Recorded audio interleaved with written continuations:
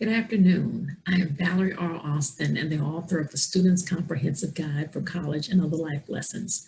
I wrote the book to assist high school students and their parents to navigate the journey of careers and college. I am also the host of the Employer Speaks series, which is designed to highlight different careers and the paths to achieving those careers. Today, I have a very special guest, Greg Sizemore. Greg has more than 40 years of experience in the engineering and construction industry. He currently serves as Vice President of Health, Safety, Environment, and Workforce Development at Associated Builders and Contractors, also known as ABC, a national construction industry trade association. In his current role, he oversees a network of 800 training programs and leads ABC's initiatives to help ABC members develop people and deliver work safely. Greg is also an active volunteer leader who currently serves on the board of directors of the National Center for Construction Education and Research, which standardizes training and credentialing programs for the construction industry. Additionally, Greg has participated in several national initiatives, including representing ABC in the past administration's Pledge to America's Workers. In 2020, ABC was named one of the recipients of the Pledge to America's Workers Presidential Award after exceeding their stated pledge and training more than 1.1 million course attendees to build a construction workforce that is safe, skilled, and productive. Prior to joining ABC's senior leadership in 2015, Greg led the establishment of competency-based safety and craft workforce development programs for Zachary Industrial in San Antonio, Texas. He also held several management positions at the B.E.K. Construction Company in Birmingham, Alabama. I look forward to this discussion with Greg, where we will explore the exciting topic of careers in the construction industry. Thank you for watching. Good afternoon. I am Valerie R. Austin and the host of the Employer Speaks series. Today I have a very special guest, Greg Sizemore. Greg has over 40 years of experience in the engineering and construction industry. He currently serves as Vice President of Health, Safety, Environment, and Workforce Development at Associated Builders and Contractors, also known as ABC, a national construction industry trade association. In his current role, he oversees a network of 800 training programs and leads ABC's initiatives to help ABC members develop people and deliver work safely. Greg is also an active volunteer who currently serves on the board of directors for the National Center for Construction Education and Research, which standardizes training and credentialing programs for the construction industry. I look forward to this discussion with Greg, where we explore the exciting topics of careers in the construction industry. Welcome, Greg, and thank you for being on Employer Speaks. Valerie, I am so excited to be here. Thank you so much. This is going to be an engaging and hopefully a very insightful conversation. And I look forward to sharing with those that would listen in this audience and participate in this discussion, because I believe the construction industry is the best kept secret in the world. Fantastic. Well, let's get started. What are your day-to-day responsibilities as Vice President of Health, Safety, Environment, and Workforce Development at Associated Builders and Contractors, ABC? Aside from it being a very, very long title, let me just say this. As a vice president in a large trade association, my direct responsibilities are to ensure that our craft workforce, our trade workforce, the people that are wanting to get and advance into our industry have the access to the materials, the educations, the instructors, the facilities that they need to grow and go in our industry. So that's kind of the workforce side of this. And the safety side of this is where I work directly hand in hand with OSHA and the EPA and with the Department of Labor, and even with, you know, the other education systems and providers here in the District of Columbia here in Washington, D.C.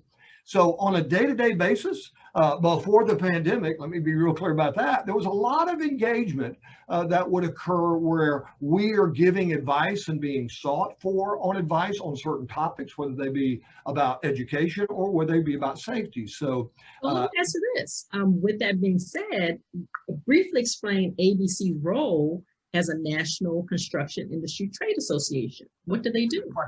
Great question. So when you think of the word trade association, ABC is 21,000 member firms. And what I mean by that, these are large and small companies that employ thousands upon thousands of construction workers. So that said, ABC works on behalf of those companies and their employees, both nationally here in Washington, D.C. and locally.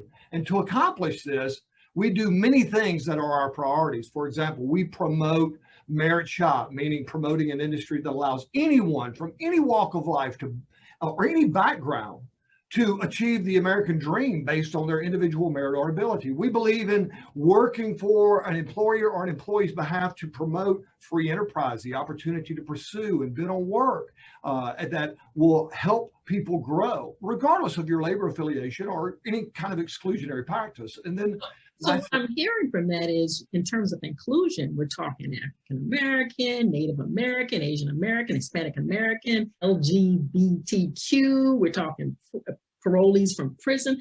So you include everybody in that policy then. Absolutely, Valerie. And, you know, I've had the pleasure of working with the administration, and I think it's important to understand that the reentering citizens, the military community, the LGBTQ, all of the different type of ethnicities and groupings and categories, you know, we're committed to this because there is no race, creed, or color or skill or inability in our industry. We believe that diversity, equity, and inclusion are values that are evident, and it takes leadership, and it's really part of our mission when we go out and start really targeting intentionally these groups of individuals to consider careers in construction as a way to achieve their dreams. Well, let me ask you this then, because ABC has a national umbrella, but you also have ABC state and also ABC nationwide chapters. I believe there's 69. How does that affiliation work? Yeah, it's a great question because, you know, we are a national association with, as you said, 69 chapters. Now, bear in mind, we're all connected together or tethered together, if you will, by a standardized set of bylaws. And what that means is we allow our chapters to work autonomously, because you can imagine California is a lot different than, say, Kansas, and Oklahoma is a lot different than New York. And so our independent chapters allow them to work with the members locally so that we are bringing the most value to our membership contractor, or the contractors in our membership. Okay. Well, that being said, I'm going to segue into the careers in the industry. Oh, yeah. And let me ask you this. What's the distinction between commercial and industrial construction sectors? Because you said California is different from Missouri, is different from Florida. So what's the distinction between those two types of construction sectors? Well, the really interesting thing is, you know, absolutely, it can best be summarized this way. If you can stay in it, if you can play in it, if you can pray in it, if you can heal in it, if you can make something, refine something, or distribute something, either on a large scale or a small scale, it's typically commercial or industrial. You know, so examples would be hospitals and shopping centers and stadiums and high rises, theaters, oil and gas refineries, as well as power plants, just to name a few. So it's a very unique market in the sense that we are not necessarily single dwelling homes, but we do a lot of multifamily homes and things like high rise apartment complexes and those types of things. So it's commercial and industrial. If a student or someone listening to this broadcast today would just look out their window, and if they're in the city and they see a tower crane sitting out there swinging a load from left to right, That's commercial vertical build. And if you happen to be in rural America and there happens to be a power plant down the road from you and you see people out on that job site, that happens to be the industrial side of that. Ah, okay. That makes okay. That makes sense for me. Now let me ask this, because for building that type of big stuff, you need all types of trades and professionals to do that. So give me an idea of the types of specialized occupations that are required to build, let's say, for example, an office building. What are we looking at? Well, this is the greatest question you could ever ask me. And I could talk literally for 2 days about this. You don't have that time. I say this. Have you ever thought about what it takes to charge your mobile device? Where does the power come from, or how does it get there? Or what about the lights or the water in the room that you're in? What's behind the walls or over the head or under your feet, or what's hidden and out of view? See, these are the talents of the highest skilled workers, I believe, in the world: electricians, plumbers, masons, roofers, welders, carpenters, ironworkers, an incredible orchestra of craft professionals working together to create something that will last long into the future, where hundreds, if not thousands of people will pass through the doors and they will shop in it or celebrate in it or sleep in it. That's just an example of the types of people that work in our industry. Okay, because when I look around, I see what you're saying, a multi group of units for homes. When I look at my own, I say, okay, somebody had to put in the glass, somebody had to put in the carpet, somebody had to lay the flooring, somebody had to put in the plumbing, the electricity, the internet cable. There's just so many things that had to go into my home.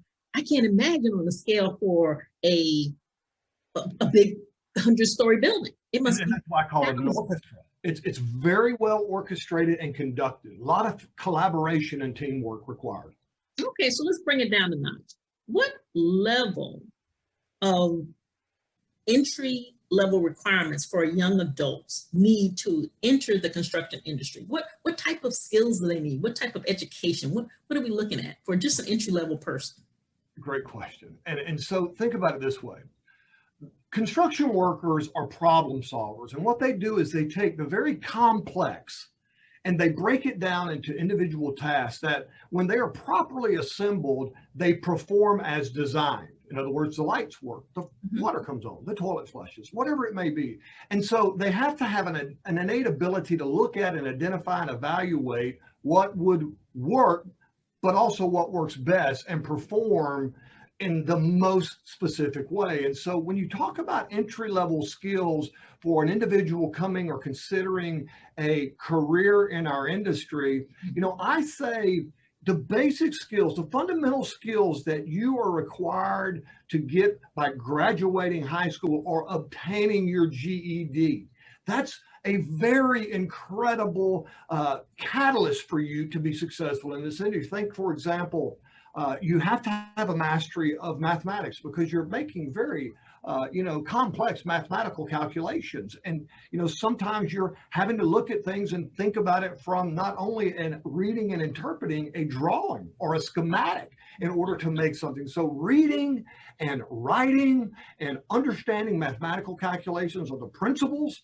but really understanding critical thinking and problem solving, because that's what you do almost every day of your life as a construction professional. That's fantastic. Because I have a confession. When I was doing research for this, I actually went on a website that had some of the math programs that would be required. And it was addition, subtraction, division, multiplication. There was a ruler that you had to determine what was the measurement based on the mark. But that's just the basics. So what you're saying is fantastic in terms of you need these skills to be able to critically think and problem solve.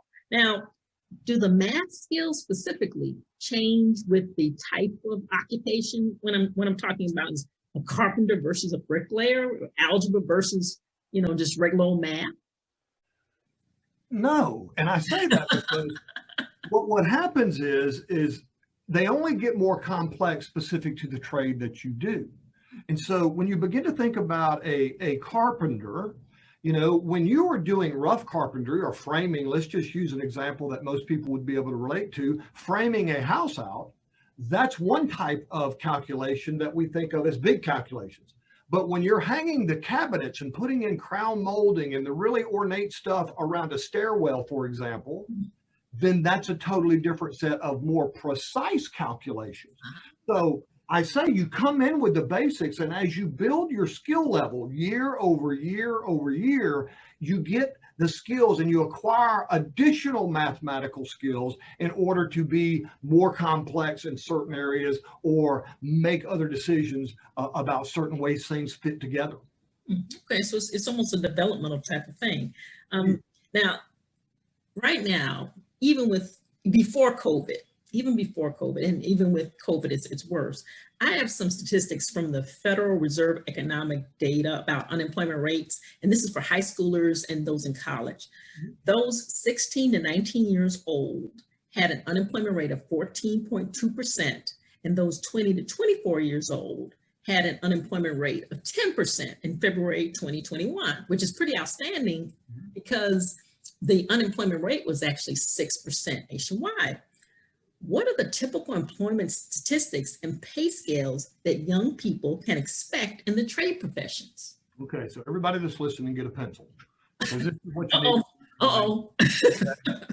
And this has got two parts to this answer, Valerie. It's really important we understand this, right? That wages vary by trade or craft. And they are also impacted by region of the country. For example, the wages paid in New York, as I said a moment ago, may be a little bit different than Oklahoma City and Oklahoma. And for the same skill, if you want to think of it that way. A career in construction has a value proposition that is immediate with a return on investment, meaning you invest your time and you receive education. Think of it this way: you learn and earn, and at the end of the day, you have a lifelong skill with no college debt. And so when you begin to think about those two components, that's important. Now, let me just give you some ballpark figures.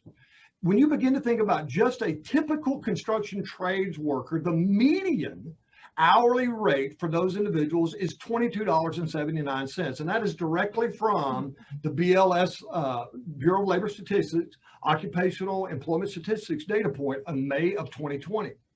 Okay. So that translates into almost $50,000 a year. Yes. Carpenter, for example, $23 an hour, $49,000 to $50,000 a year. An electrician, $26 and change an hour, translates into over $55,000 a year.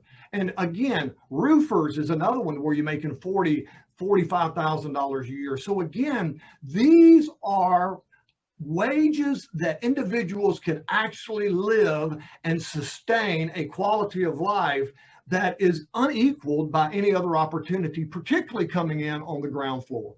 Okay, because you're learning a skill, as you stated, and this is a skill that you can use for a lifetime, as opposed to somebody, you can't take it away from you, as opposed to somebody who graduates from high school who doesn't have any knowledge, skills, or training, which is unique. And so you're competing with every other high schooler who graduated last year, the year before, or even the years in the future, because you have nothing that sets you apart. So we're talking job security, and we're also talking about a high demand and growth industry, because even during the pandemic, I know that buildings still need to have piping for plumbing. They still had to have electricity put through, and you're always going to have that type of need. If you'll think back on what you just said and capitalize on that, in most states, almost initially and many thereafter, construction was deemed essential. In other words, we had to keep the hospitals running. We had to turn facilities like coliseums and sports arenas into temporary hospitals. Matter of fact, we had a contractor that worked for us that had to take over one of the Hope ships and completely restructure the ship that went to New York and became a hospital there. And so these are things that these skills work when the rest of the world doesn't. I'm going to share this with you. And you pick up anything that's sitting on your desk or in your room right now, and I would submit to you that unless somebody in the construction industry did something before that product was produced, that wouldn't be there. You can't play ping pong in America today without a construction worker first building a building that has a machine inside of it that produces that ping pong ball for you to play. So the reality is it is absolutely critical to the American economy, and it's never going away. And you're right. And also it shows the vision for the country to be able to look forward to what are the things that we need, not only build it, but maintain it. Now, let me ask you this.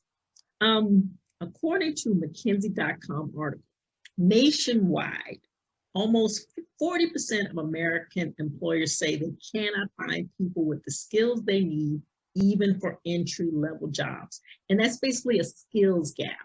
So would you define what a skills gap is, and then how is it affecting the construction industry in terms of attracting talent, and then a talent pipeline in its workforce to combat that skills gap? This is a two-part question. You got it? Yeah, I got it. Listen, this shortage is real. And as an example, in 2021, the construction companies will need to hire 430,000 more workers than they employed in 2020. And that's according, again, to analysis by the U.S. Bureau of Labor Statistics. 72% of our contractors, 21,000 member firms, were surveyed, and they have very specific targeted recruiting and or education to high school students, to high school graduates and or people with their GED or diploma. See, they are very specific targets for many construction companies. And let me just add this. Additionally, we know that 52% are also targeting the community college system to try to pick up those young people that are coming in. And finally, regarding educating, it's all about investment. It's all about the priority in your area. And I'm going to tell you, regardless of where you are in America today, that people are investing in workforce development. They're willing to take somebody with what I call that pinky full of initiative and a base load of knowledge, and they're going to turn them into somebody that can actually live the American dream. Let me give you one more example. We recently surveyed our member companies and give you an example of the investment we're doing in workforce development. Our members collectively invested over $1.3 billion, that's B, $1.3 billion to educate and upskill over 500,000 people in our industry in 2020 alone, in the middle of a pandemic. So this is real, and it ought to be exciting to the person listening to go, I got to find me somebody in some way to get into the construction industry. Okay. Well, let me ask you this, because companies have jobs training. So what's the difference between jobs training and workforce development, which I'm sort of hearing workforce development is the future. But what's the difference between the two? Well, again, I think you've kind of answered that question in your own way there. When I think about job skills training, that's kind of that entry level to get you prepped to move into a direction. Let me be real clear about this. In 1978, when I started in this industry, I started out digging ditches on a job site in my hometown of Pensacola, Florida. It didn't take me but about 2 weeks to figure out that I was smarter than the shovel I was with. All right. And having said that, I was in a job skills training to get me ready to go into or choose a particular trade. And as a result of that, I chose to try to be an iron worker, or I chose to try to be a carpenter. And over time, I started to realize that, you know what? My natural aptitude, not because I'm a rocket scientist or really smart, was I really like being the back office guy.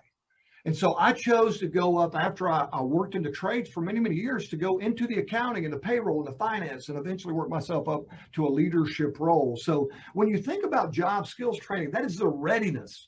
That is what you absolutely have to be able to do competently in order to be successful in what is successful like in our industry, safe, healthy, productive employees, right? Safe, healthy, and productive employees. And then what we take is we apply a workforce development model to them that turns them into anything that they could possibly imagine if they just got that pinky full of initiative. Okay.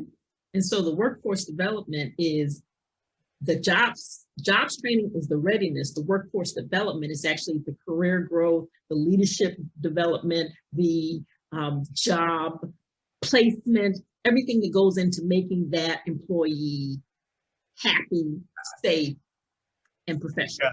You've nailed it. And let me just sum it this way. When you think about job skills training, it's the fundamental skills, right? Those are the things that help you grow the workforce, okay? Real workforce development is when you start creating career dreams and people can go, I can see where I can be in a year or 5 years or 3 years. All right. Well, let me ask you this. The construction industry has an aging population. According to one statistic, 22% of the construction industry has people who are 55 years old, while only 9% of the workforce is 18 to 25 years old. So in a couple of years, those people are going to start looking at retirement. That being said, how do you get more young people's attention? You only have 9%. How do you get their attention? Well, it's a great problem to have, but it's also a bad problem to have. The back door in our industry is bigger than the front door. And you know, we've done a great job not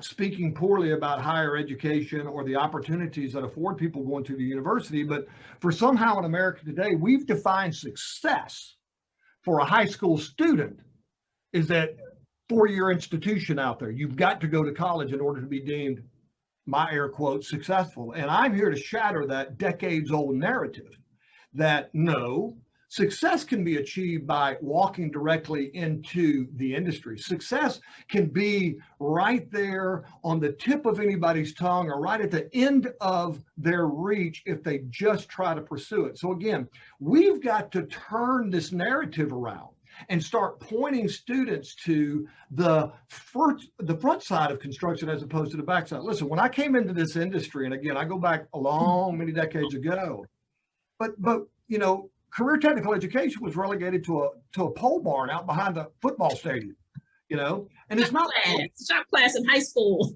Yeah, you know, and you know what? You were taught by a guy that had missing 3 fingers, and somehow that was some rite of passage. We're sending the wrong picture. These are the most talented individuals in America. When they learn and master their skill, they've got a lifelong skill that will create a career for them that will outlast them. I drive by things every day when I go to my hometown of Florida, and I see those and say, I built that, or anywhere in America, because these things will last as monuments long after we're gone. So in other words, there's a legacy and also the fruits of your labor. But even that being said, exactly what you said, we have career counselors, we have parents who don't have a great image of the trades, and they want to say, well, I don't want my kid to work in a dirty industry. I don't want them to do manual labor. And there's an image problem. Let me ask you this. Trade jobs, they require physical stamina, working in confined spaces or high places, 100-story building, getting dirty, working outside, and operating in extreme weather.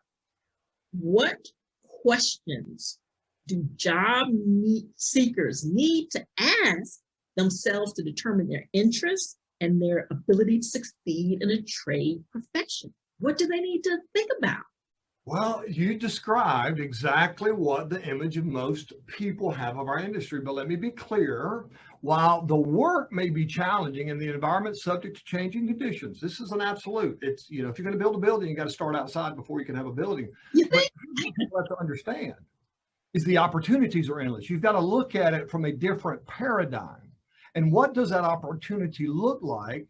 And let's learn and master a skill, or turn that into a dream of maybe even owning your own company one day. You know, that is a dream that most people don't think about when they're thinking about construction in this dirty, dank environment. Listen, if you'd have told me when I started in this industry some 40 years ago that me working on a construction project in my hometown and many other projects across America, that one day, working in the industry, I would be walking the halls of Washington, D.C., shaking the hands with people that I think are absolute political rock stars, I would have said, you're crazy. There's no way I could do that in the construction industry. But I'm here to tell you, if you could dream it, you can be it in our industry. Is it going to be difficult? Yes, but anything difficult, anything worth having is sometimes difficult to actually have to get through. Is it unsafe? No.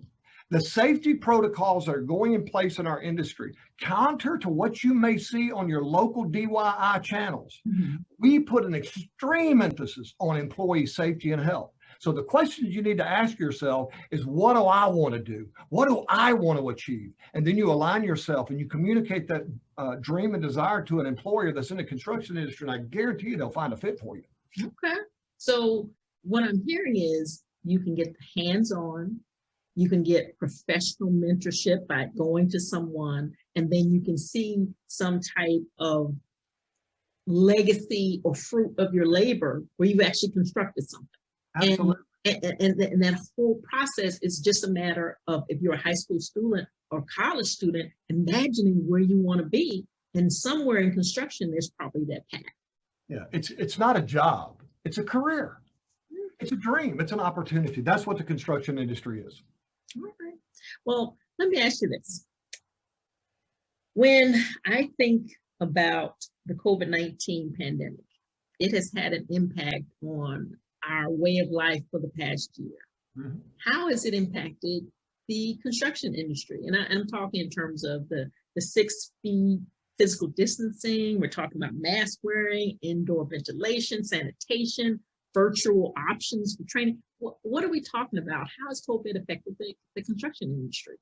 Well, first of all, let me just acknowledge and just recognize that no one expected a pandemic to sweep the entire globe and affect literally millions of people worldwide. But that said, as I said a second ago, I believe the construction industry is the most resilient industry in the world, and quickly called on the necessary audibles that they needed to do to ensure not just safe, but healthy environments for the workforce, for our workforce. Now, whether you're on a job or in a classroom, all the necessary protocols were put into place. The technology was deployed to create the conditions for everyone to go home at the end of that day in the same, and what I often say is the better condition than when they showed up. And so while we had to pump the brakes in late, 2019, and really kind of figure out what we needed to do and deal with this pandemic, does social distancing create conditions on a job site that are different than what we would have experienced in early 2019? Absolutely. Mhm. But 2020, because 2020, yep. Mhm. yeah, because we're resilient, it's still over, it's still bleeding over, but because we're resilient, we're figuring out how to solve those problems, and we're doing it by technology, building certain ways that we've never considered building before. Starting shifts, staggering people in different spaces and places. So it's really called on us to look at the way we build differently. Okay. And I have to say, truthfully, if you're an office manager and you look at how your people are situated and you're trying to bring them back so that they can work in their office, Yes. you're not going to do it yourself. You're probably going to call in the construction people to give you their expertise on the best way to do it. So not only do you have to do it in your own industry, you're also helping others who have to deal with the same situation. I hope that you enjoyed this interview about the career opportunities in the construction industry. Stay tuned for part 2. Thank you for watching.